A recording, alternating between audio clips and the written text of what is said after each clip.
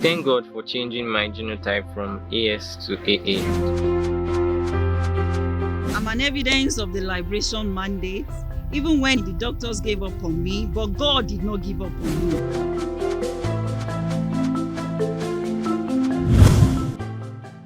In my family, nobody really went to a higher institution. Our fathers, they ended at the junior high school, and then we, their children, we ended at the senior high school. The people from my siblings and my cousins, the ones that tried to enroll into the tertiary institutions, would try, but they couldn't go into it due to financial constraints. In 2012, I joined this commission and I attended WOFB. I was at junior high school at the time, and then I further proceeded to my senior high school where I graduated. Despite the fact that I was the best graduating student, I was still reluctant to pursue my higher education. So instead, I took a job as a sales representative. In 2017, I attended the Easter Youth for Life conference in Ghana. And whilst on ground, the Lord instructed that I leave my job as a sales representative and then go and learn how to be a barber. I refused. But in August, I came for the International Youth for Life conference, and one of the pastors who was ministering, he shared a testimony of how he used his spare time to learn how to repair phones, and out of that he was able to sponsor his own education and also pay school fees for other people.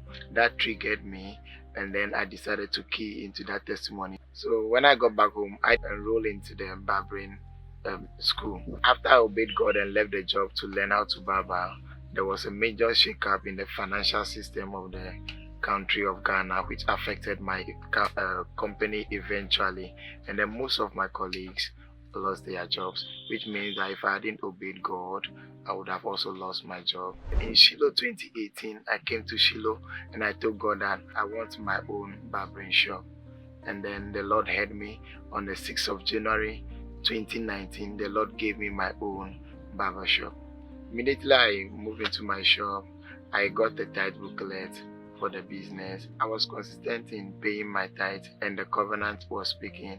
The Lord was blessing the business steadily, and then I started saving in order to expand the shop little by little.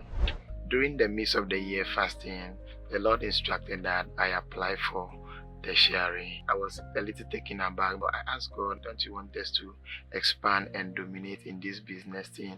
But then the Lord still insisted that I apply. So I obeyed and I applied to a tertiary institution. So I got my admission letter in August, and then in September I started schooling. All the funds I needed to start schooling came from the small barber shop.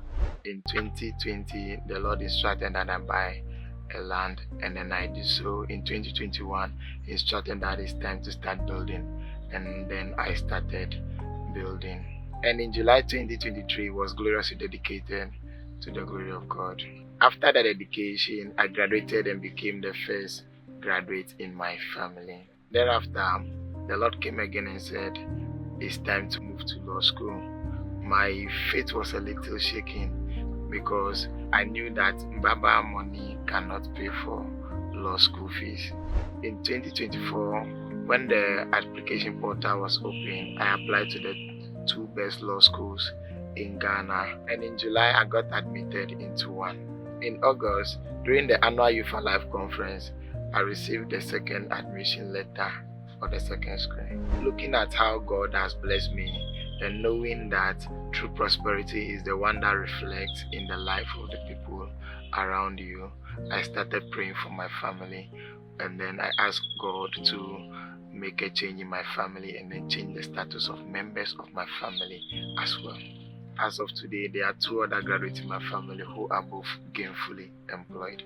I want to thank God for connecting me to this family of faith. The Lord has changed my story, and I've come to return all the glory to Him.